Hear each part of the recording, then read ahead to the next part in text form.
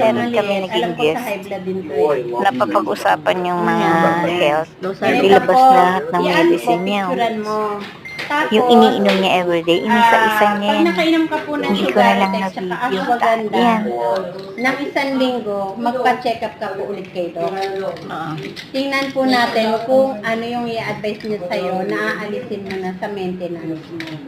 Kasi mag-iiba po yung circulate ng dugo mo. Kasi meron na po kami mga nabibentahan ng mga Sugarotech, ng Vitaganda, na hindi na nila iniinom yung maintenance nila. Pero advice ng doktor hindi advice namin, bawal yon. Kasi si doktor talaga ang dapat sundin natin. Pero hindi po ito bawal isabayan. Kaya lang, ang maganda lang po sa product natin kay Pabtet, Hindi puro bawal po isabayan. siya herbal. Hindi po siya masama sa katawan. Kahit isabay mo po siya dyan lahat.